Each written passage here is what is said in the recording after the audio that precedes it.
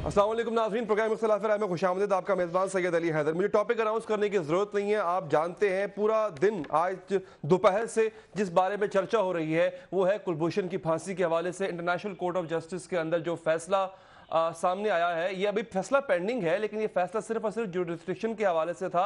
वो जो सामने आया है उसमें उसको लेकर के पाकिस्तान में बहुत बहस चल रही है, मुख्तलिफ तरह से इंटरप्रेट किया जा रहा है, तशरीहात की जा रही हैं उस फैसले की कि क्या अब पाकिस्तान हतमी तौर पर तस्लीम कर चुका है कि जनाब, या फिर पाकिस्तान को तस्लीम करना पड़ेगा क्योंकि जुडिस्ट्रिक्शन का फैसला आ गया कि अब आईसीजे इंटरवीन कर सकती है ऐसे मामलात में। इसके साथ साथ सबसे बड़ी बात जिस पर ज्यादा धचका लगा है पाकिस्तानियों को, आईसीजे की जानिब से यह कहा गया है कि जब तक के इस कोर्ट की प्रोसीडिंग्स चल रही हैं, हतमी फैसला नहीं आता तो जनाब यादव की फांसी को, कुलभूषण यादव की फांसी को मुलतवी किया जाए, जो कि 60 दिनों के अंदर अंदर करार पानी थी, होनी थी अकॉर्डिंग टू द लॉ, जिसके तहत इस साहब को फांसी दी गई। नाज़रीन, इससे पहले कि प्रोग्राम का बाकायदा आगाज करूं, मौजूद शुरुका से आपका तारुफ भी करवाऊंगा, मैं आपको जाते जाते एक खबर भी देना चाहता हूं, उसकी इंटरप्रिटेशन फिर आप जिस तरह मर्जी चाहें कर लें, हमारे शुरुका जिस तरह मर्जी चाहें कर लें। आज जब आर्मी चीफ बात कर रहे थे, उन्होंने खिताब किया जीएचक्यू में, तो उन्होंने यह भी कहा कि जो वकील भेजे गए थे कुलभूषण यादव का केस लड़ने के लिए, जनाब वो वकील हमने दिए, यानी वो वकील उसका अरेंजमेंट पाक फौज ने किया।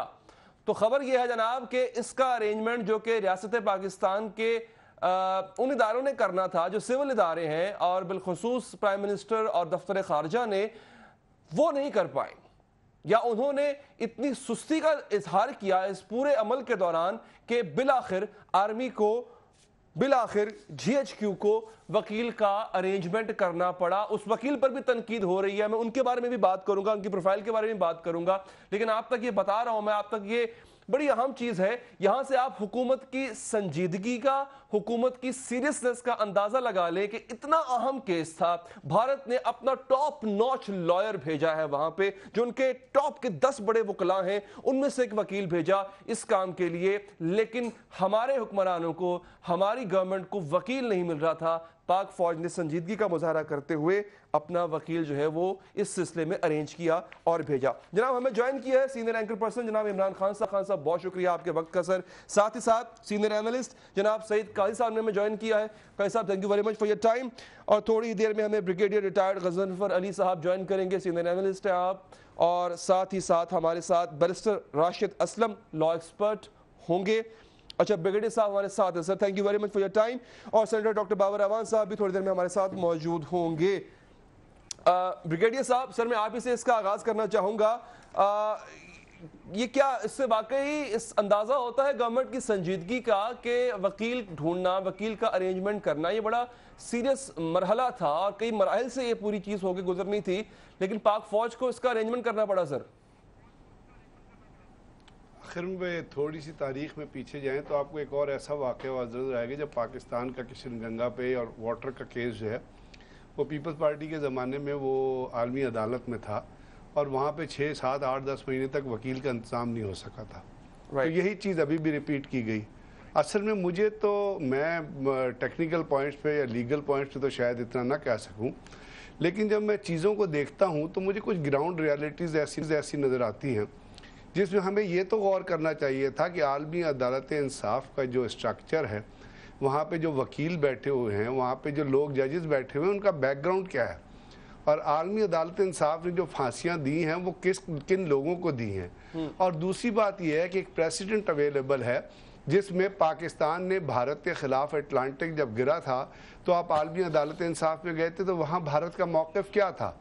आखिर हमें क्या जल्दी थी, हमें क्या स्पीड लगी हुई थी, या क्या हमें ऐसी अर्जेंसी थी, या कौन सी यादेव को कल फांसी हो रही थी कि आप दौड़ के और बगैर तैयारी के कि 90 मिनट्स का टाइम आपको मिला, आपने 50 मिनट में अपने दलाइल फारिग किए और उसके साथ साथ जो वीडियो लेके गए थे वो अदालत ने देखने से इनकार कर दिया। फिर क्या कौन से सीक्वेंस ऑफ इवेंट्स है कि एक तरफ से आपका अफगान बॉर्डर पे फायर होता है, उधर से आपके इंटरनेशनल बॉर्डर पे फायर होता है, फिर भारत जो है वो अदालत इंसाफ में चला जाता है, हम यहाँ पे जो है उसको भारत की शक्ल देखते हैं, अपने लोगों को दौड़ाते हैं और उसके बाद जाके हम उसमें शामिल हो जाते हैं। आप ICJ का आपने भी स्टैच्यू पढ़ा है, आपने उसके साथ साथ जेनीवा कन्वेंशन का भी स्टैच्यू पढ़ा है, वियना कन्वेंशन भी है इस स्पाइस के ऊपर और इन चीजों के ऊपर, एक हेग डिक्लेरेशन भी है, ब्रसेल्स डिक्लेरेशन भी है। चीजें इतनी क्लियर हैं कि आलमी अदालत इंसाफ ने लगता है कि उन्होंने, ये जज जो बैठा था इसकी आंखें अंधी है, मैं कहूंगा कि इसने किसी भी चीज को नहीं पढ़ा। भाई जेनीवा कन्वेंशन आर्टिकल 29 बड़ा कैटेगोरिकली कहता है कि एक जासूस जो होगा, जासूस के बारे, ये तो दहशतगर्द है ना, वो कहता है वो जब पकड़ा जाएगा, the first thing he will be denied will be the right of communication. And what is right of communication? कि वो किससे बात नहीं करेगा। आप किस चीज को एडवोकेट कर रहे हैं? जिस भोंडे तरीके से ये मुकदमा लड़ा गया है और जिस भोंडे तरीके से हुकूमत ने इस पे बिहेव किया है, आप जितना रोएं, आप जितना चीखें वो कम है। इससे बड़ी बेइज्जती, जग हसाई अच्छा, मैं इसी सवाल को हो नहीं सकती। सवाल आप कह रहे हैं कि हम आलमी अदालत के मसले को नहीं मानते। जो सवाल आपने उठाया है, आगाज में मेरा यही सवाल था, मेरा आगाज में सर यही सवाल था, और ये मैं इमरान खान साहब आपसे सवाल करूंगा। आर्मी अरेंज कर रही है वकील को, हुकूमत की संजीदगी का यहां से हम अंदाजा लगा सकते हैं कि कितनी संजीदा थी इस मामले को लेकर? आर्मी क्यों अरेंज कर रही है? क्या ये उनका काम है? बिल्कुल भी नहीं। जो उनका काम है उनको वो करना चाहिए ना सर। जो उनका काम है वो करना चाहिए। जहां उनसे मशवरा मांगा जाए वहां पे वो मशवरा दें। तो सर अगर गवर्नमेंट नहीं करेगी तो आर्मी को करना पड़ेगा ना खान साहब। बंदा जो उन्होंने पकड़ा था, बंदा स्लिप आउट हो जाएगा उनके हाथ से। सर रेमंड डेवस कैसे गया था? रेमंड डेवस आपकी अदालत ने छोड़ा था सर। रेमंड डेवस के लिए अरेंजमेंट किसने किए थे? सर वो जब अदालत का हुक्म आ गया तो करना पड़ता था ना कौन सर। से आपके, एक मिनट ठहर जाए ना, एक मिनट, आपके ISI के सीनियर ऑफिसर जी रेमंड डेवस के बारे में मिनट की इतला किसको दे रहे थे? अमेरिकन एम्बेसडर को कौन इतला कर रहा था? सर्विंग ऑफिसर था ना सर, मुबैना तौर पे। और फिर उसको यहाँ से प्रोटोकॉल के साथ किसने भिजवाया था त्यारा मंगवा के? मेरे पास एक वॉल स्ट्रीट अखबार की सर एक ब्रेकिंग न्यूज है शकील आफरीदी के हवाले से, मैं आपको बाद में दूंगा। सुने जी, दो पैरेलल हुकूमतें इस रियासत में काम करती हैं। एक एस्टेब्लिशमेंट की होती है और एक इलेक्टेड लोगों की होती है। जब तक इन दोनों के बीच में कम्बिनेशन नहीं होगा बेहतर काम करने का, पाकिस्तान को इसी तरह शर्मिंदगी होगी जैसे हर पाकिस्तानी को आज हो रही है। कोई मुशावरत कर लेते, आपस में मिलके बैठ जाते, लॉ एक्सपर्ट से बात कर लेते, मुशावरत कर लेते, पार्लियामेंट में मामले को ले आते, कोई अच्छा सोल्यूशन निकालते, उसके बाद उस मुशावरत के ऊपर अमल दरामद करते हुए वहां पे इस मुकदमे को लड़ना है या नहीं लड़ना है इसका फैसला करते। जल्दबाजी का एक ही है सर। कौन सी पॉइंट स्कोरिंग है, ठीक है, कौन सी आग लगी हुई है? इंडिया कितने अच्छे तरीकों से अपने मामलात को रिजॉल्व करता है। उसने मुल्क होने का सबूत दिया है इस मामले में स्पेसिफिकली। जहां भी आपके वकला, फरूक नसीम साहब कह रहे थे कि जब भी हम कभी इंटरनेशनल कोर्ट ऑफ जस्टिस में या बैनुल अक़वामी अदालतों में या इदारों के सामने जहां भी हमें इंडियन वकला का सामना करना पड़ता है, उनकी लॉबिंग बहुत अच्छी होती है, उनका जो असर रसूख है वो बहुत ज्यादा होता है। मैं आपकी बात काट रहा हूं, लॉबिंग का अंदाजा यहीं से लगा लें कि उन्होंने अपना एक एडहॉक जज बिठा दिया उस पैनल में, लेकिन हमें जानते हुए भी कि तारीख लगी हुई है इस दिन की, हम ये काम नहीं कर सके। हमारी लॉबिंग फेलियर आप यहां से अंदाजा लगा लें। मैं कई साहब आपके पास आने से बड़ी सी चीज एस्टैब्लिश करता चलूं कि आलमी अदालत इंसाफ ने जब जब फैसले दिए, और खास तौर पे मैं उन फैसलों का जिक्र करूंगा जहां पर स्पाइंग इन्वॉल्व थी, यानी जासूसी इन्वॉल्व थी, तो ये 1999 का जो फैसला है जर्मन बाशिंदे को सजाए मौत देने का हुक्म, इसको ठुकरा दिया।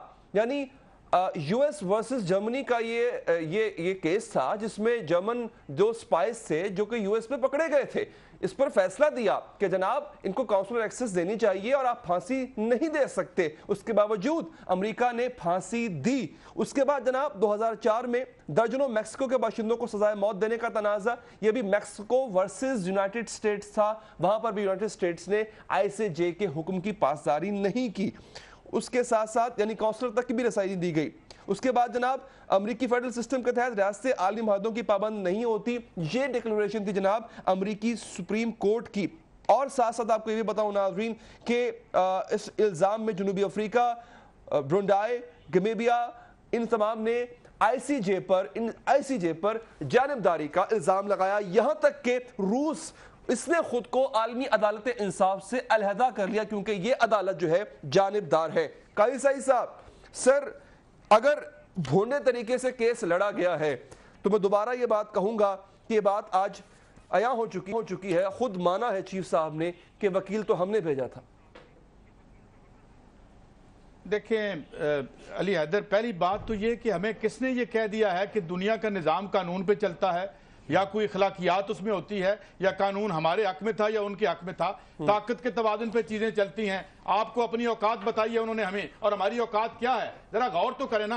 आप अपनी रियासत कैसे चला रहे हैं? और प्राइम मिनिस्टर आपके अक्यूज है, मुलजम है, और ये इधर सारी कैबिनेट सुबह से शाम तक बैठी हुई है, लगी हुई है। पैसे हलाल के हैं, हराम के हैं, जिससे तल्लुक कोई नहीं इस मुल्क का। यार हम कौन लोग हैं और हम ये क्या बात कर रहे हैं? आज देखें दुनिया में जो बैनुल अक़वामी ताल्लुकात आपस में है उससे पता चलता है कि हम एक लाफिंग स्टॉक बना दिया इन्होंने। ये सारी जो आपकी इशराफिया है ये इसने आज इस मकाम पे हमें पहुंचा दिया है। गलत सही को छोड़े यार, गलत सही क्या होता है? इराक में जो किया इन्होंने मुजरिम नहीं था। हैरल्ड पिंटर ने बैठ के बीबीसी पे कहा था बुश पे मुकदमा चलना चाहिए और बुश और टोनी ब्लेयर जेल में होने चाहिए। कोई जेल में डाल सकते हैं उनको? क्या है आपकी फौज, आपकी ताकत, आपकी इकोनॉमिक माइट जो मैशत और रियासत अरबपति पैदा करे और गुर्बत का एक तुमार हो दूसरी समाज, वहां यही होता है आपके साथ। मेरे ख्याल में it should be a rude shock, we should awaken. हमें जागना चाहिए, हम कौन है, हमें अपनी शनाख्त करनी चाहिए। और ये जो सारे हमारे सरों पर बैठे हुए हैं बिजनेसमैन, प्रॉपर्टी डीलर, ये हुक्मरान है, ये तो सारे के सारे दुकानदार हैं। तो ये हुआ है हमारे साथ, और ये हमारे साथ इसलिए हुआ है क्योंकि हमने अपने आप को कमजोर किया है, और कमजोर इस इशराफिया ने किया है जो अपने असासे बना रही है, जो अपनी जायदादें बना रही है। और ये है आलमी सतह पे हमारा। हालांकि हम क्लियर कट ये कहा है गजनफर साहब ने कि हमारा केस भी था, सब कुछ भी था, हमारे मुंह पे दे मारा उन्होंने। जी सर, ये ट्विटर पे ट्रेंडिंग चल रही है, मुझे ब्रेक पे जाना है। और अगर तो बैरिस्टर साहब मेरे साथ मौजूद हैं इस वक्त तो मैं उनसे भी गुजारिश करूंगा, अभी मौजूद नहीं है, थोड़ी देर बाद हमारे साथ होंगे, कि जनाब ट्विटर पर ट्रेंडिंग चल रही है इस वक्त और सोशल मीडिया पे, आईसीजे स्लैप्स पाकिस्तान। आईसीजे ने पाकिस्तान के मुंह पे करारा थप्पड़ मारा है।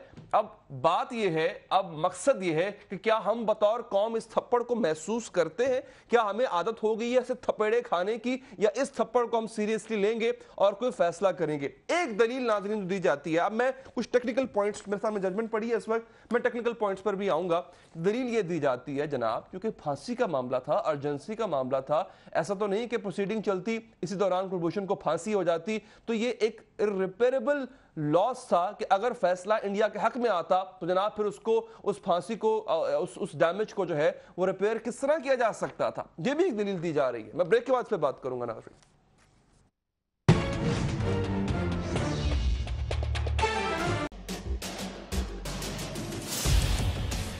इख्तिलाफ से सिर्फ आग नहीं भड़कती, फूल भी खिल उठते हैं कि जो इख्तिलाफ जाती मुफाद से बढ़कर इज्तिमाई नफे की खातिर बुलंद होता है, कौमें उसी की रोशनी में आगे बढ़ा करती हैं और सर बुलंद होती हैं। मेरी कौम इस दुनिया में खूब सर बुलंद हो, ये मेरा मसला है जिसके हल की खातिर अरबाबे इख्तियार के नाकिस फरमानों और फैसलों पर मेरा हाथ खुद ब खुद कलम की जानिब बढ़ जाता है और मैं लिखता हूं इख्तिलाफी नोट।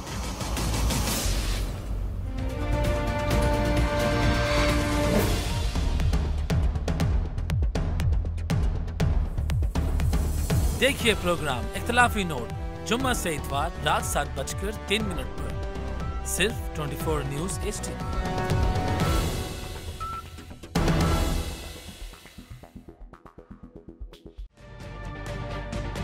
तजुर्बा भी, सोच विचार भी, जहां लाजिम हो वहां तकरार भी। अहम कौमी मसाइल पर होती है बहस DNA में। पेश होती हैं बड़ी खबरें और उनके अंदर की खबर। होती है गहरी सोच विचार, होता है फिर गहरा तज्जिया। यूं बनता है एक program debate news analysis DNA। हम अवाम हैं या रियाया, हमारे हुकूक की पामाली आखिर कब तक? अरबपति हुक्मरान और फाका का शबाब। क्या गुर्बत नाकाबिले हल मसला है? सियासत बैंक अकाउंट्स की गुलाम क्यों? अवामी सियासत के जमाने क्या हुए? सियासत बराए अवाम या बराए दौलत? हमारी जिंदगी से जुड़े सवालों के जवाब देखिए प्रोग्राम सिचुएशन रूम में। देखिए प्रोग्राम सिचुएशन रूम जुमे से इतवार शाम 7:03 पे सिर्फ 24 न्यूज HD पर।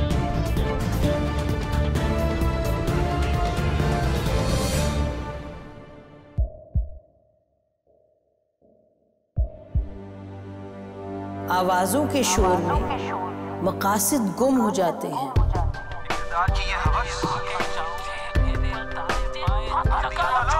तकरार की तलखी में बात बनती नहीं, बिगड़ती है।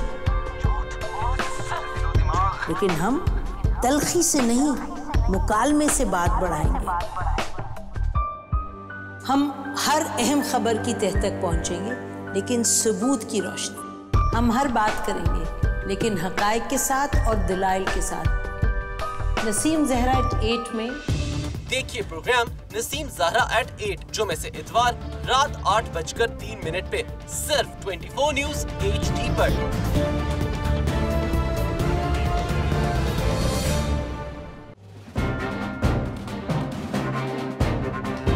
लिखते रहे जुनू की हिकायात खूं चुका,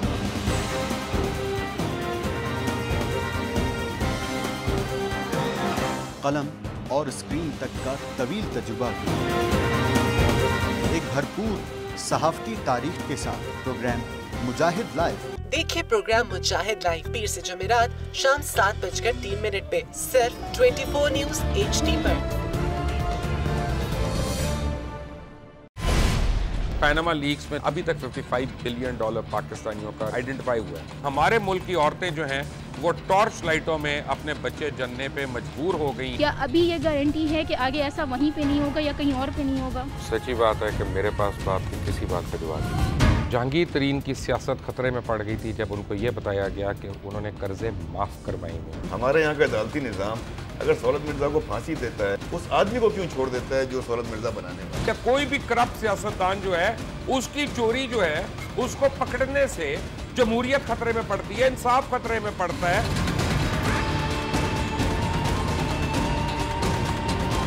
जो ताकतवर लोग हैं उनके लिए ना कानून है ना इंसाफ है। अब ये जवाई पुलिस यानी दामाद पुलिस में कन्वर्ट हो चुकी है। जितना लुच्चा उतना ऊंचा, इस मुल्क की तो ये स्टोरी है। जैसी करनी वैसी भरनी। देखिए प्रोग्राम खरा सच पीर से जुमेरात की रात 10:03 पर सिर्फ 24 न्यूज HD पर। इंशाल्लाह हम कौम की तकदीर बदल देंगे, इंशाल्लाह लोड शेडिंग खत्म कर देंगे, एम्प्लॉयमेंट। ब्रेक के बाद हाज़िर नाज़रीन, ब्रिगेडियर साहब ने बहुत अच्छा इशारा किया था कि पाकिस्तान कब कब इंटरनेशनल कोर्ट गया है, इंटरनेशनल कोर्ट ऑफ जस्टिस गया है और वहां पर उसके साथ क्या सुलूक हुआ। मैंने आपको बता दिया नाज़रीन किस तरह से दीगर आलमी ताकतों ने, दीगर बड़े ममालिक ने ICJ की जानिबदारी को चैलेंज किया है कि जनाब ये अब इदारा जानिबदार नहीं रह गया, और किस तरह से खास तौर पे अमेरिका ने और दीगर ममालिक ने ICJ के दी हुई रूलिंग्स को ठुकराया है, ठोकर पर लिखा है। नाज़रीन, पाकिस्तान और Bharat 1971 international civil aviation organisation के दायरे इख्तियार के मामले को इंडिया आलमी अदालत में लेकर गया। फैसला आता है जनाब कि ICJ ने पाकिस्तान का जो अदालत का दायरा इख्तियार से मुतालिक चैलेंज किया था उसको, उस मौक़िफ़ को मुस्तरद कर दिया गया। उसके बाद जनाब 1973 में पाकिस्तान ने 195 पाकिस्तानी कैदियों की नस्ल कुशी का मुकदमा किया। यह मामला पाकिस्तान भारत ने आपस में तय किया। भारत का मौक़िफ़ यही था कि जनाब ICJ जाने की जरूरत नहीं, ना उसकी जुरिस्डिक्शन है। 99 की बात, जिसकी अभी ब्रिगेडियर साहब ने भी बात की, भारत का पाकिस्तान का तैयारा तबाह होता है और पाकिस्तान जो है वो ICJ में मुकदमा लेकर जाना चाहता है, लेकिन इंडिया इसके दायरा इख्तियार को चैलेंज कर देता है। पाकिस्तानी मौक़िफ़ मुस्तरद होता है और पाकिस्तान भारत बिलाखिर मामले को आपस में तय करने पर मजबूर हो जाते हैं। भारत ने कभी भी जुरिस्डिक्शन तस्लीम नहीं की ICJ की, और मुझे इस बात पर हैरानी है ब्रिगेडियर साहब कि क्या जल्दी थी हमें, क्या कोई और ऑप्शन अवेलेबल था? ये ऐसा तो नहीं है कि अदालत से समन आ गया और आप जनाब हाजिर होना ही होना है, पेश होना ही होना है। क्या ये जरूरी था ब्रिगेडियर साहब?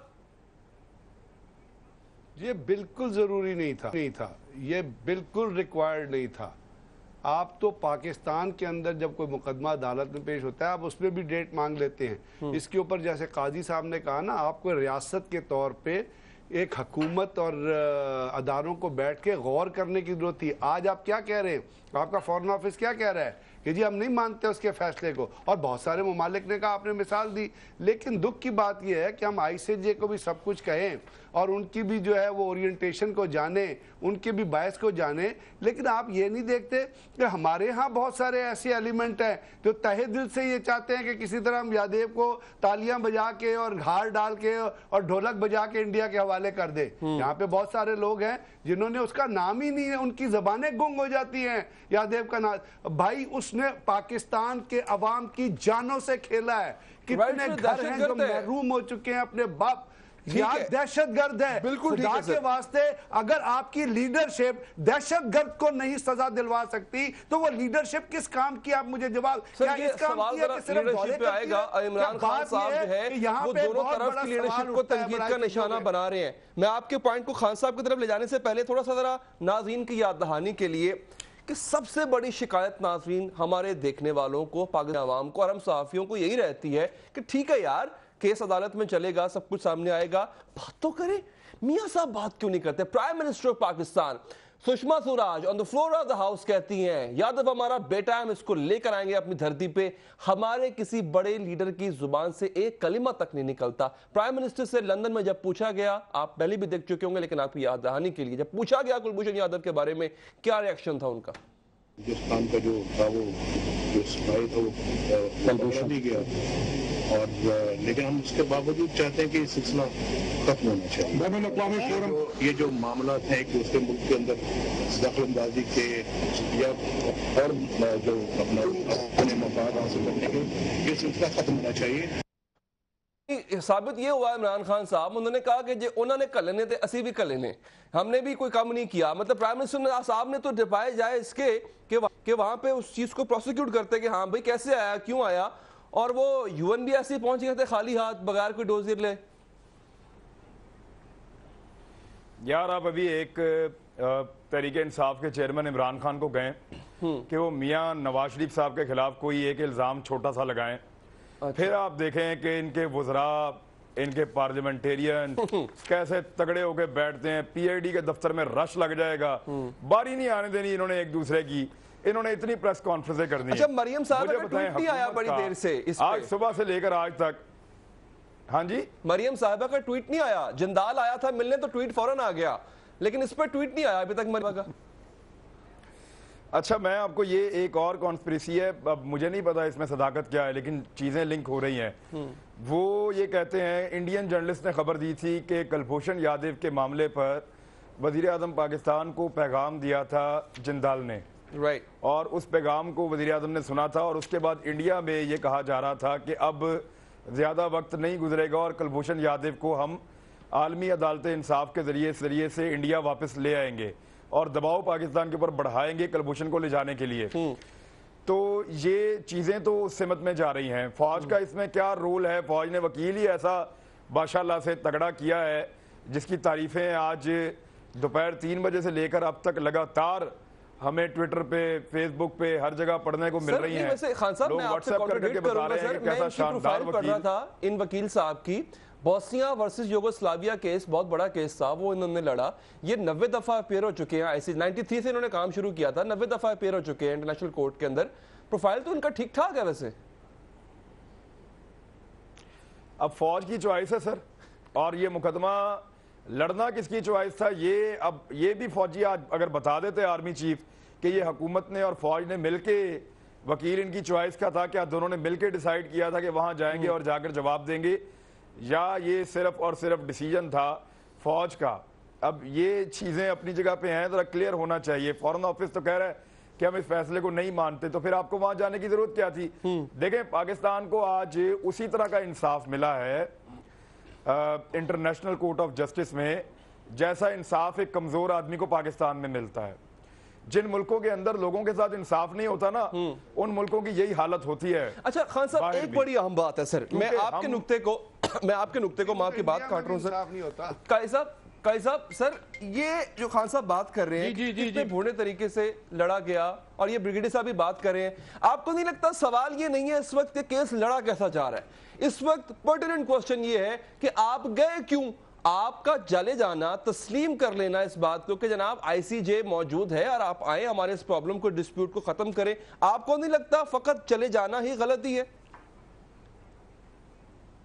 देखिए बात सुने, मैं फिर समझता हूं कि मैं आपको एक थोड़ा सा मिसाल देता हूं। 1990 जब हांगकांग की लीज खत्म हो रही थी और बरतानिया ने कोशिश की कि इसे रोक लें और डेमोक्रेसी के वहां उन्होंने प्रोटेस्ट करवा लिए, तो गालबन एक टेलीफोन कॉल गई थी चाइना की कि जनाब हम इतने बजे इसको ऑक्यूपाई कर लेंगे। वो उस वक्त लागर हो चुका था बरतानवी साम्राज्य, वो खामोशी से निकल गया। बात समझने की है, वो देखते हैं हम डील किससे कर रहे हैं, इनकी औकात क्या है। मुझे ये आप बताएं, हर 6 महीने बाद IMF के झोली में हम बैठे होते हैं, हमारा बजट वो बना के भेजते हैं, हमें वो बताते हैं कि आपने कौन सा जो है फॉरेन पॉलिसी आज तक हम इंडिपेंडेंट बना नहीं सके। लुक एट दिस, हमारे अंदर वीकनेस, और वीकनेस इस मुल्क के अवाम की और मेहनत कशों की नहीं है। और एक और भी बात मैं आपको कह दूं, देखिए ये बात ठीक है कि फौज ने भेजा, अच्छा भेजना इनको चाहिए था, मगर एक और भी सवाल है। जब हम ये कहते हैं फौजी मुझे कुछ नहीं करने देता, अगर मैं PM हूं और मैं कहूं कि फौजी कुछ नहीं करने देता, साथ में अपना रेजिग्नेशन रखूंगा और अवाम को कहूंगा भाई देखो, फिर मैं यहां बैठा क्यों?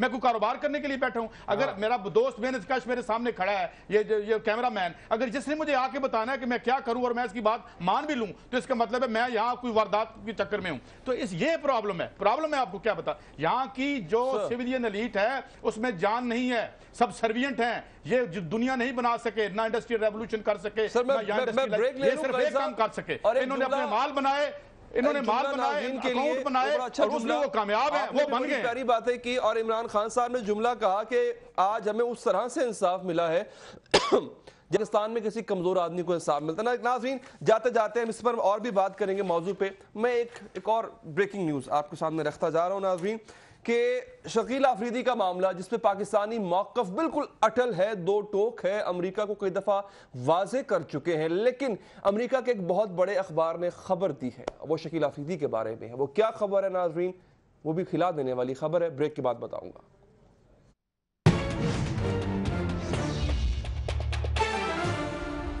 इंटरनेट पर भरोसा हो तो ऐसा टेलीनॉर का तेज तरीन। इख्तिलाफ से सिर्फ आग नहीं भड़कती, फूल भी खिल उठते हैं कि जो इख्तिलाफ जाती मुफाद से बढ़कर इज्तिमाई नफे की खातिर बुलंद होता है, कौमें उसी की रोशनी में आगे बढ़ा करती हैं और सर बुलंद होती हैं। मेरी कौम इस दुनिया में खूब सर बुलंद हो, ये मेरा मसला है जिसके हल की खातिर अरबाबे इख्तियार के नाकिस फरमानों और फैसलों पर मेरा हाथ खुद ब खुद कलम की जानिब बढ़ जाता है और मैं लिखता हूँ इख्तिलाफी नोट।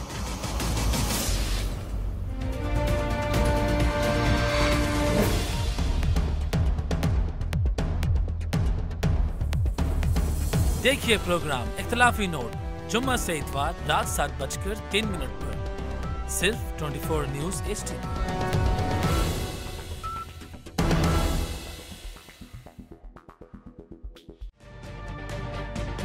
तजुर्बा भी, सोच विचार भी, जहां लाजिम हो वहां तकरार भी।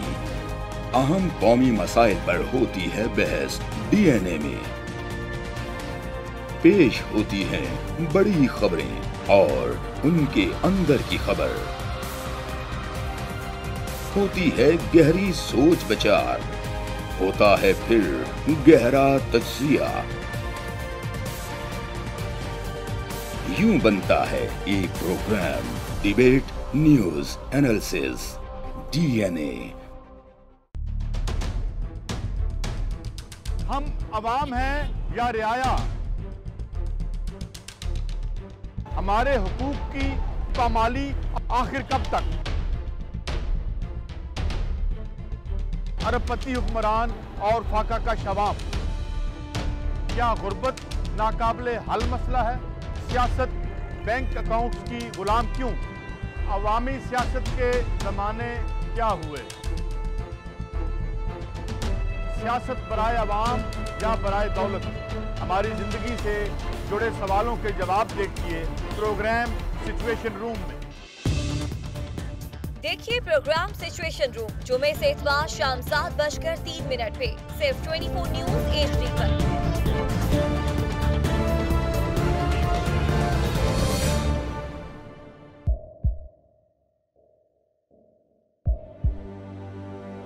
आवाजों के शोर में मकासद गुम हो जाते हैं।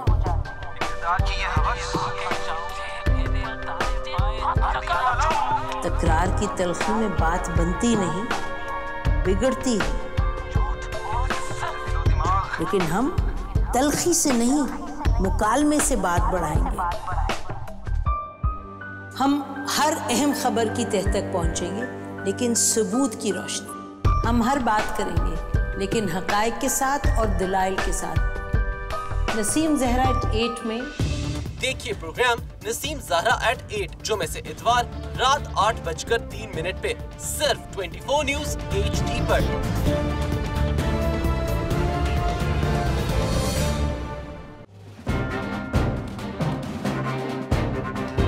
लिखते रहे जुनू की हिकायात खूं चुका।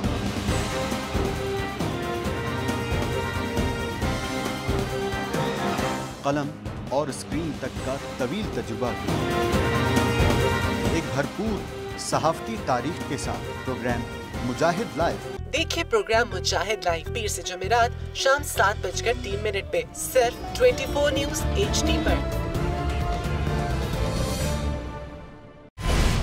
पैनामा लीक्स में अभी तक $55 बिलियन पाकिस्तानियों का आइडेंटिफाई हुआ है। हमारे मुल्क की औरतें जो हैं वो टॉर्च लाइटों में अपने बच्चे जनने पे मजबूर हो गई। क्या अभी ये गारंटी है कि आगे ऐसा वहीं पे नहीं होगा या कहीं और पे नहीं होगा? सच्ची बात है कि मेरे पास तो आपकी किसी बात पे जवाब नहीं। जहांगीर तरीन की सियासत खतरे में पड़ गई थी जब उनको ये बताया गया कि उन्होंने कर्जे माफ करवाएंगे। हमारे यहाँ का अदालती निज़ाम अगर सौलत मिर्जा को फांसी देता है, उस आदमी को क्यों छोड़ देता है जो सौलत मिर्जा बनाने वाला? क्या कोई भी करप्ट सियासतदान जो है उसकी चोरी जो है उसको पकड़ने से जमहूरियत खतरे में पड़ती है, इंसाफ खतरे में पड़ता है।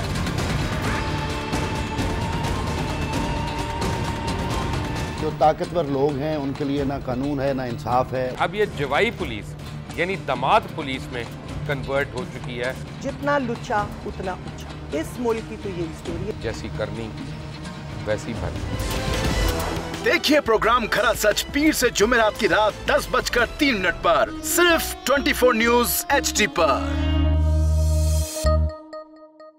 इंशाल्लाह हम कौम की तकदीर बदल देंगे, इंशाल्लाह लोड शेडिंग खत्म कर देंगे, एम्प्लॉयमेंट लेकर आएंगे, इंफ्रास्ट्रक्चर बिल्ड करेंगे। तो मैं इन बातों पर यकीन ना करूं क्योंकि वो असेंबली में बात कर रहे हैं और ये सब सियासी बयान है, इनकी कोई अहमियत नहीं है। क्या कहेंगे आप? अभी आप एक प्रोग्राम कर रहे हैं, दूसरा इसी तरह करेंगे तो आपके थोड़ा सा ना उसमें लफ्जों में फर्क पड़ जाएगा। आपने भी तारीख पढ़ी है और तारीख बशरियत में अब तक यही होता आया है कि माँ बाप ने अपनी औलाद को बचाने के लिए बड़ी कुर्बानियां। एक दौर ऐसा भी आएगा कि एक शख्स अपनी वज़ारत उज़्मा बचाने के लिए पूरी दुनिया में अपने बच्चों को चोर, डाकू और लुटेरा कहलवाएगा। कुलभूषण यादव, आपने इंडिया का मंकी पकड़ा हुआ है तो उसको दुनिया के आगे प्रेजेंट क्यों नहीं करते? UN में 14 साल बाद पाकिस्तान के किसी सरबराह ने खड़े होकर कश्मीर पे जोर मचाया। कुलभूषण का नाम नहीं लिया। देखिए प्रोग्राम इख्तिलाफ राय पीर ता जुमेरात रात 8:03 पर सिर्फ 24 न्यूज HD पर।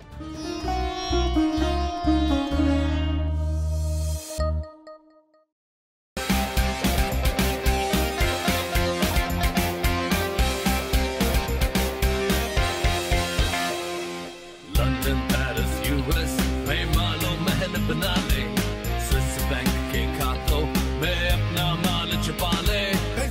को बना के जीता तो मेरा नाम शबाज शरीफ नहीं। वेरी को गिरा दो। हमेशा हुकूमत के रिंग पे स्टैंड बैठ गए हुए हैं। और कोई शर्म होती है और कोई हया होती है। और मेट्रो बस की जमहूरियत के दौरान मैं एक ट्वीट पढ़ रहा था। पंकज पचौरी साहब हैं, ये भारतीय सहाफ़ी हैं और NDTV के एडिटर भी रह चुके हैं। ये कहते हैं कि Yadav verdict is a big handle for Nawaz Sharif to beat back the army hawks. India and Indians should support him in this, him का मतलब नवाज शरीफ साहब, इन दिस एफर्ट ICJ। अब इसकी मैं ज़्यादा बात नहीं करूंगा, इसका मतलब जिसने जो निकालना है वो खुद निकाल ले। अपने शुरुआत की तरफ बढ़ता हूं, बल्कि उससे बढ़ने से पहले मैं चाहूंगा एक दफ़ा आपके सामने में आगे की ब्रेकिंग न्यूज रख दूं। हमें फिक्र इस बात की है जनाब के कुलभूषण यादव, जिस पर संगीन इल्जामात है, न सिर्फ स्पाइंग के बल्कि पाकिस्तान में टेररिस्ट एक्टिविटीज के भी इल्जामात हैं, कई बम धमाकों की, कई जानों का ज़िया हुआ इस शख्स की बदौलत। तो नाज़रीन, हमें इस बात का डर है कि कहीं इस तरह के हथकंडों से जो भारत आजमा रहा है उससे कुलभूषण कहीं निकल ना जाए। लेकिन नाज़रीन, एक और शख्स जिसके निकलने की तला अमरीकी अखबार ने दी है वो है शकील आफरीदी, और ये कहा जा रहा है कि शकील आफरीदी की, अब ये मैं बता रहा हूं आपको, वॉल स्ट्रीट अखबार जो कि एक बहुत ही मशहूर रिनाउंड अखबार है अमरीकी थ्रू आउट द वर्ल्ड, उसकी खबर आपके सामने है। वो कहता है कि शकील आफरीदी को 24 मई की इसकी जो जमानत है वो मुतवक्के है, और इस सिलसिले में इसाक डार ने अमरीकी हुकाम को आफरीदी की रिहाई के लिए बात करने की यकीन दहानी भी कराई है। ये बड़ी अहम खबर है, न जाने आज ओझल रही, क्योंकि आज एक पाकिस्तान में एक बहुत बड़ा मसला ICJ के फैसले के हवाले से था। ये एक बहुत अहम खबर है। इमरान खान साहब, आपकी नज़र से अगर ये खबर गुजरी हो तो उस पर कमेंट कीजिएगा। 24 मई को वॉल स्ट्रीट जर्नल कह रहा है कि जनाब इसकी जमानत मुतवक्के है, डार साहब ने इसकी यकीन दहानी कराई है। बैकग्राउंड इसका इतना मैं बताता चलूँ आपको याद होगा कि ट्रंप ने इलेक्शन अपने इलेक्ट होने से पहले कहा था कि हम चूंकि पाकिस्तान को इतनी एड देते हैं तो हम कहेंगे शकील अफरीदी को हमारे हवाले कर दो, तो कर देंगे सर। खान साहब देखें, वो तगड़े लोग हैं और हम कमज़ोर लोग हैं। हमारे हुक्मरानों में इतना दमखम नहीं है कि ये उनको जाके बताएं कि हमारे मसाइल क्या हैं। वो कुछ ऑर्डर्स करेंगे, और ट्रंप जो है वो बड़ा ज़्यादा बोलता है, बात करने की वैसे ही उसको ज़्यादा आदत है। हमारे वज़ीर आज़म जब तक पर्ची ना हो उनके लिए बोलना मुश्किल होता है, तो इस वजह से ऐसा लगता है कि ट्रंप ही बोलेगा उस मुलाकात में, और वो ये मुतालबा ज़रूर करेगा। और एक चीज़ मैं आपको बड़ी क्लियर कर दूँ कि इस आलमी अदालत इंसाफ के ऊपर या आलमी इंसाफ के तकाज़ों पर, और पाकिस्तान में इवन इंसाफ के मामले पर मेरा यकीन उस दिन उठा था जिस दिन आपको याद होगा कि एक औरत थी फ़हीम की बेवा, जिस फ़हीम को रेमंड डेविस ने मारा था, जी। उसकी बेवा ने खुदकुशी कर ली थी और अस्पताल के बेड पे वो पड़ी हुई थी। जी, हम लोग उसका इंटरव्यू लेने के लिए गए और एक कैमरामैन को अलाउ किया गया, आप जाके उनसे बात कर लें।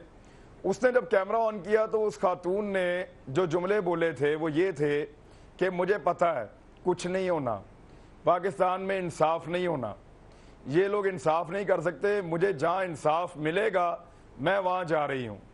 वो अपने पेट में मासूम बच्चा था, उसको लेके वो औरत मर गई, और जो वो कह गई, इतना जोरदार तमाचा, ये आप तमाचे की बात कर रहे हैं जो ICJ ने पाकिस्तान के मुंह पे मारा है, ये कोई तमाचा नहीं है। वो जो फ़हीम की बीवी तमाचा मार के गई है ना, अगर उस वक्त हम अपने मुंह देख लेते ना शीशे के अंदर, और उस वक्त हम अपनी औकात को याद कर लेते और इंसान बन जाते, तो हमें बार बार ऐसे तमाचे ना खाने पड़ते। हमने रेमंड डेविस को बिल्कुल प्रोटोकॉल के साथ हार पहना के इज्जत के साथ तालियां बजाते हुए, हमारे अफसरान यहाँ से मैसेजेस कर रहे थे, उनको अपनी अपनी वफादारियों का यकीन दिला रहे थे। रेमंड डेविस साहब पाकिस्तान से बाहर चले गए। तो ये तो है हमारी औकात, जिसका जिक्र कर रहे थे अभी काजी सईद साहब। ये भी बेचारे जलते कुड़ते रहते हैं हर वक्त। पहले इनका एक बाईपास हुआ, इनको मैं मना करता हूँ ना किया करें। अब मामला ये है कि जलने कुड़ने के अलावा ऐसा आदमी कर क्या सकता है बेचारा, जिसके इख्तियार में कुछ नहीं है, वो सिर्फ बोल सकता है। हम तो यार सवाल पूछ सकते हैं या जल कुड़ सकते हैं, तो उतना काम हम कर रहे हैं। ये ऐसी चीज है ब्रिगेडियर साहब, मैं सर आप पे आऊंगा। ये चीज है, मुझे नहीं पता इस बात का कितना जो है वो अब तक इल्म हो चुका है लोगों को, इस बात का प्रचार हो चुका है। 24 मई कोई दूर नहीं है सर, और उस वक्त कहा जा रहा है कि शकील आफरीदी को रिहा करवा लिया जाएगा, जमानत भी हो जाएगी इसकी। तो सर ये अब हम क्या इसी डगर पे चल पड़े हैं कि जिस शख्स को पाकिस्तान का लॉ कन्विक्ट करता है उसको कोई भी तगड़ा आगे छुड़ा के ले जाता है? देखिए, दो चीजें हैं। हम इंडिया में भी बहुत इनजस्टिस है, इंडिया में भी अदालतें बिकती हैं, और रोजाना आपने देखा वहाँ पे बस की छतों पे भी रेप होते हैं, रक्षों में भी रेप होते हैं, और उन लोगों को फिर छुड़ा के भी ले जाते हैं। लेकिन इन तमाम चीज़ों के बावजूद इंडिया अपने नेशनल मामलात में, उनकी ब्यूरोक्रेसी, उनकी लीडरशिप अपने नेशनल प्रेस्टीज के मामलात में बहुत सीरियस होती है।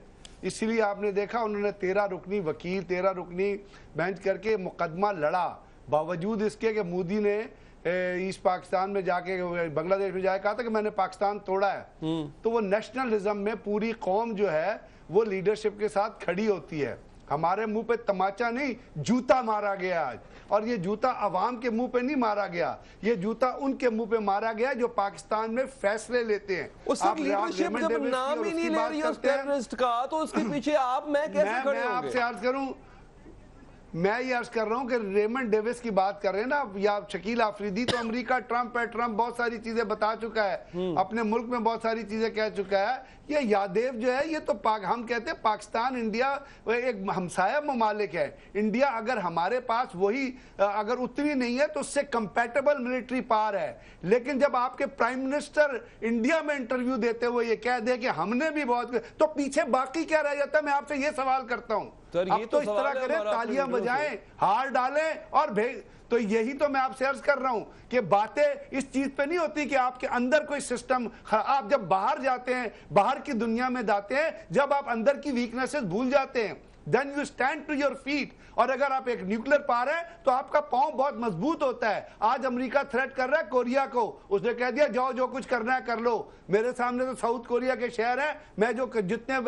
तजर्बे हैं वो मैं करूंगा और बनाऊंगा। ये ताकत होती है। पाकिस्तान को इतना कमजोर मुल्क नहीं है, मैं आपको बता, हम इसको कमजोर कर रहे हैं, हम अपने लोगों के विल को कमजोर कर रहे हैं। क्यों कमजोर है? आप ये सवाल करें ना, क्यों? आप यादेव जो है उसने पाकिस्तान के लोगों को मारा है। How can you go out of Pakistan? How can you give a consular access? Geneva convention article 29 कहता है स्पाई को कोई राइट चला जाए। बार-बार कह रहे हैं जैसे रेमंड डेविस ने किसको मारा था, जैसे रेमंड डेविस चला गया था, वो भी 2-3 लोगों को मार के ही गया था सर। शायद हम अल्लाह ना करे, लेकिन शायद फिर यादव भी ऐसे हमारे रेमंड डेविस एक सेकंड चले। रेमंड डेविस का एक मामला था, उसमें वो अमेरिकन आए, अहमदाबाद में बंदे मारे, बंदा उठाया, चले गए। आप कौन सी ताकत, किस ताकत की बात है? भाई अमेरिकन आए थे ना अहमदाबाद में, आए उन्होंने आके आपके मुल्क के सेंटर में बैठ के बंदे हमारे चारों तरफ आपकी। आज यहाँ तो अमेरिकन नहीं है ना, बात करते हैं ताकत की। यहाँ तो अमेरिकन नहीं है ना, यहाँ तो अमेरिकन नहीं है। आप हर एक से डरेंगे, आप हर एक से डरेंगे, इंडिया से भी डरेंगे, अमेरिकन से भी डरेंगे, नेपाल से भी डरेंगे। फॉर गॉड सेक सर, बंदा या तो बुज़दिल होता है या दलेर होता है सर। उसको हमने ये नहीं होता कि मैं इससे डरता हूं और उससे नहीं डरता। बात ये है कि नहीं, या तो लोग बुज़दिल होते हैं या दलेर होते हैं। चीजें देखनी पड़ती हैं इमरान, आपको कंपैटिबिलिटी पे चीजें देखनी पड़ती हैं। बाज जगह आपको खड़ा होना पड़ता है, ठीक है। एक जगह पे वो क्यों हुआ, वहां पे एक और था, आपका अपना लॉ हो गया दियत का, जो आपने खुद ही इंपोज कराया। बात है लेकिन यहाँ पे आप किस चीज पर तकिया कर सकते हैं दुनिया के सामने? मुझे सर वक्फे पे जाना है सर। मैं एटॉमिक असासों की बात ही नहीं करता, मैं एटॉमिक असासों की बात ही नहीं कर रहा, मैं कन्वेंशनल पावर की बात कर रहा हूं। आप भारत की फौज के इतने सारे आपने देखा नहीं उनके अंदर कितना टेररिज्म है। इंडियन आर्मी के अंदर कितना टेररिज्म हो रहा है कि उनके लोग आके ये बयान दे रहे हैं कि हमें खाने को दाल नहीं मिलती है, मारने को जूतियां मिलती है। तो बात ये है, इन चीजों को आपने कैश कराना है ना। सारे एक पेज पे हैं, वो सारे एक पेज पे है कि यही तो मैं कह रहा हूं। तो फिर आपने मुझे वक्फे पे जाना है सर, मुझे वक्फे पे जाना है। इधर भी एक पेज पे हैं और इधर भी एक पेज पे हैं, गौर करें। वो जो माल का पेज है ना, एक पेज पे है कि रेमंड डेविस को भेजना था सर। एक मिनट, जब रेमंड डेविस को भेजना था सारे एक पेज पे थे, जब शकील आफरीदी को भेजना होगा ये सारे सर। मैं एक पेज, मुझे ब्रेक लेनी है सर। ब्रिगेडियर साहब आपके लिए मैं सर एक जुमला छोड़े जा रहा हूं सर। किस तरह मैं कायद साहब की बात से एग्री करता हूं, मैं एक पेज पे किस तरह है, क्यों? अगर एबटाबाद कमीशन की रिपोर्ट नहीं आती, पब्लिश नहीं होती, तो जनाब डॉन लीग की रिपोर्ट पब्लिश नहीं होती है। जिस दिन दोनों पब्लिश हो जाएंगी समझ जाएंगे कि एक पेज अब नहीं रहा, लेकिन इस मामले पे तमाम एक पेज पर है। वक्फे के बाद बात करेंगे। भरोसा हो तो इख्तिलाफ से सिर्फ आग नहीं भड़कती, फूल भी खिल उठते हैं कि जो इख्तिलाफ जाती मुफाद से बढ़कर इज्तिमाई नफे की खातिर बुलंद होता है, कौमें उसी की रोशनी में आगे बढ़ा करती हैं और सर बुलंद होती हैं।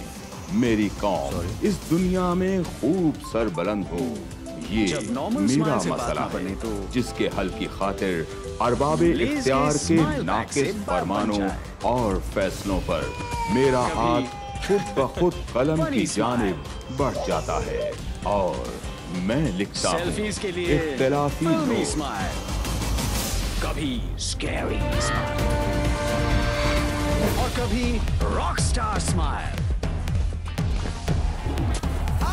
देखिए प्रोग्राम इख्तिलाफी नोट जुम्मा से इतवार रात 7 सिचुएशन कोई भी हो, सिर्फ 24 न्यूज़ HD लेज़ के साथ Say it with a smile. सारी शॉपिंग हो गई। ये क्या कर्नोलिव? हाँ, बिल्कुल तुम्हारी तरह। तजुर्बा भी, सोच विचार भी, जहाँ लाजिम हो वहाँ तकरार भी।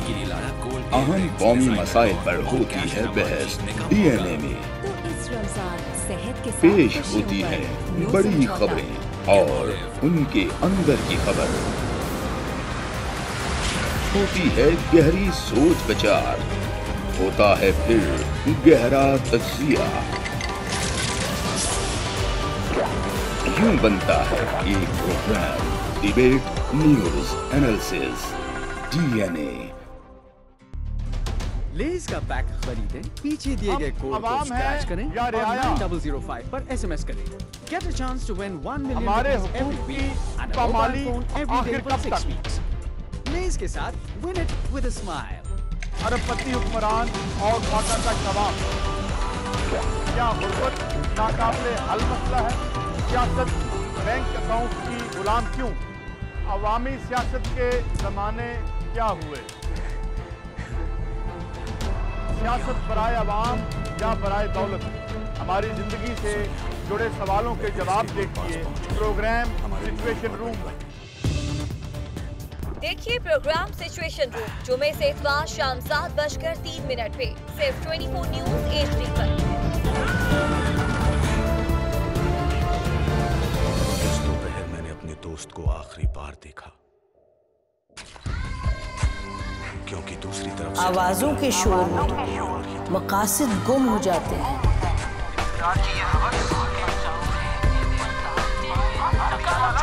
तकरार की तलखी में बात बनती नहीं, बिगड़ती है।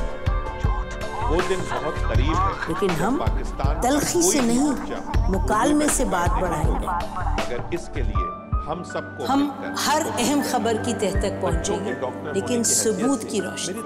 हम हर बात करेंगे, लेकिन हकायक के साथ और दलाइल के साथ। नसीम ज़हरा @8 में देखिए प्रोग्राम नसीम ज़हरा @8 जुमे से इतवार रात 8:03 पे सिर्फ 24 न्यूज़ HD पर। हर बच्चे हर बार बच्चा इस बीमारी से ज्यादा महफूज होता है। लिखते रहे जुनून की हिकायात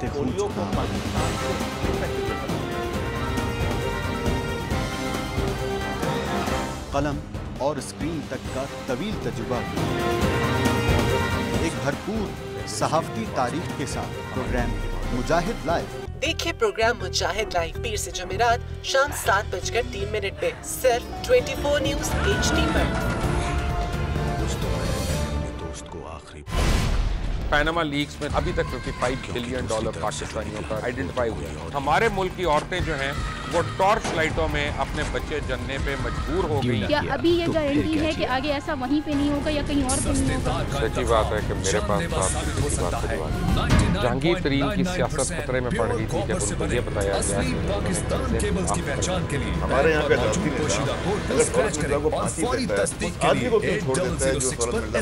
कि कोई भी करप्ट सियासतदान जो है उसकी चोरी जो है उसको पकड़ने से जमहूरियत खतरे में पड़ती है, इंसाफ खतरे में पड़ता है।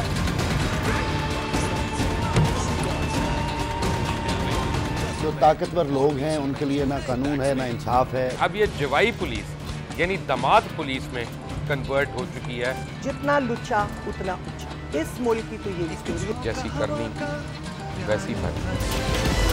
देखिए प्रोग्राम खरा सच पीर से जुमेरात की रात 10:03 पर सिर्फ 24 न्यूज़ HD पर। इंशाल्लाह हम कौम की तकदीर बदल देंगे, इंशाल्लाह लोड शेडिंग खत्म कर देंगे, एम्प्लॉयमेंट लेकर आएंगे, इंफ्रास्ट्रक्चर बिल्ड करेंगे। तो मैं इन बातों पर यकीन ना करूं क्योंकि वो असेंबली में बात कर रहे हैं और ये सब सियासी बयान है, इनकी कोई अहमियत नहीं है। क्या कहेंगे? अभी आप प्रोग्राम कर रहे हैं, दूसरा इसी तरह करेंगे तो आपकी थोड़ा सा ना उसमें दफ्तरों में फर्क पड़ जाएगा। आपने भी तारीख पढ़ी है और तारीख बशरियत में अब तक यही होता आया है कि माँ बाप ने अपनी औलाद को बचाने के लिए बड़ी कुर्बानी। एक दौर ऐसा भी आएगा कि एक शख्स अपनी वजारत उज़्मा बचाने के लिए पूरी दुनिया में अपने बच्चों को चोर डाकू लुटेरा कहलवाएगा। आपने इंडिया का मंकी पकड़ा हुआ है तो उसको दुनिया के आगे प्रेजेंट क्यों नहीं करते?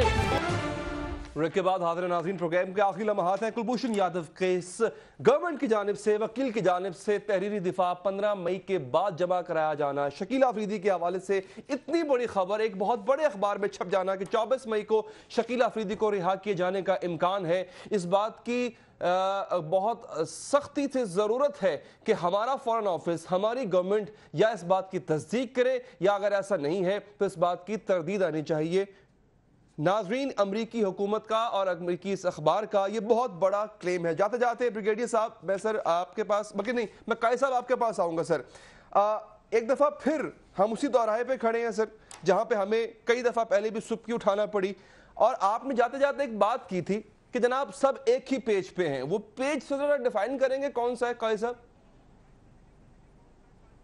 वो प्रिविलेज का पेज है, वो इस इशराफिया का एक छोटा सा लग्जरी का बबल है जिसमें रहते हैं। इनकी कोई रेलेवेंस नहीं है, इनकी कोई इकोनॉमिक रियलिटी इस मुल्क के आम आदमी की इकोनॉमिक रियलिटी से कोसों दूर है, बल्कि पोल्स अपार्ट हैं। और दूसरी बात यह है कि मैं बिल्कुल, मेरा दोस्त बैठे इमरान खान, मैं बड़ा फ़ैन हूँ इनका, मगर खुदा का शुक्र है कि इमरान खान मौजूद है कि बात तो करता है। आज यही रह गया, अब तो बात भी कोई नहीं करता, कोई ओहदा लेके चला जाता है, कोई जो है वो कोई और मरात ले लेता है। सवाल ये कि पेज क्या है। मैं आपको एक बात, आखिरी फिक्र, 2 फिक्रे मुझे, आई नो यू हैव, बात यह है कि जिस इदारे में, जिस पॉलिटिकल पार्टी में माल घुस जाए और वो हो 2 नंबर, तो वहां ताकत बंद हो जाती है, बम कुंद हो जाते हैं और नहीं रहती वो ताकत आपके पास।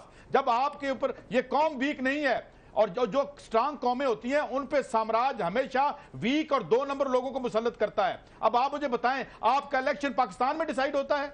आप बता सकते हैं? यहां पे 1500 से 2000 अरब रुपए का स्टेक है सालाना IMF और वर्ल्ड बैंक का। यहां की सियासत को आजाद होने देंगे? हम गुलाम बन चुके हैं, हमें यह समझना चाहिए। और दूसरी बात, ये फौज हो या सिविलियन एलीट हो, सिविलियन एलीट अगर ये करप्ट ना होते तो फौजी भी ठीक हो जाते, क्योंकि ताकत इनके पास है। जी खान साहब, मुझे वो एक तो प्रेस कॉन्फ्रेंस भी याद है, अगर आप मुझे सुन पा रहे हैं सर।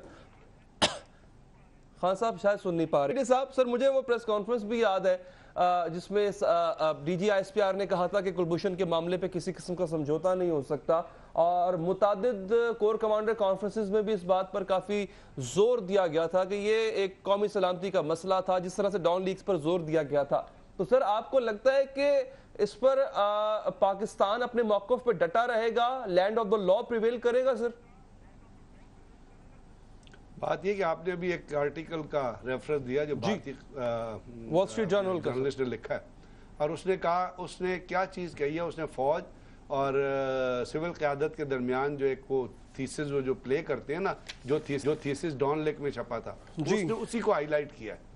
तो बात यह है कि अगर हम लोगों को मौका देंगे अपने आप को हंसाने का, तो लोग तो हंसेंगे नहीं बल्कि तालियां भी बजाएंगे। अब हमारे यहाँ लॉ ऑफ द लैंड है, आप बड़े अपने इक्वल राइट्स में हैं कि इस चीज़ को, जो पाकिस्तान का ड्यू लीगल प्रोसेस है जिसके ज़रिए अपील का राइट दिया गया है, उसके ज़रिए आगे लेके जाएं। मैंने आपसे बताया, आपने खुद कोट किया कि 3 फैसले हुए हैं जो अमेरिका के खिलाफ हुए और अमेरिका ने उसके ऊपर डेथ सेंटेंस दी। इसके अलावा जो चीन और जापान का जो मामला था, वो आइलैंड्स का जो मामला था, वो अगर याद होगा, वो गया था तो चाइना गया, वहाँ पे जब उन्होंने जजों की शक्ल देखी, उन्होंने कहा जी हम इससे अपील नहीं करते, हम वापस जा रहे हैं। आज तक कुछ उसके ऊपर फैसला हुआ। बात यह है कि मैंने आपसे पहले कहा है कि लीडरशिप की और कौम की स्ट्रेंथ की जरूरत होती है। सब वक्त खत्म हो गया। बहुत शुक्रिया। जाते जाते मैं इतना जरूर कहूंगा कि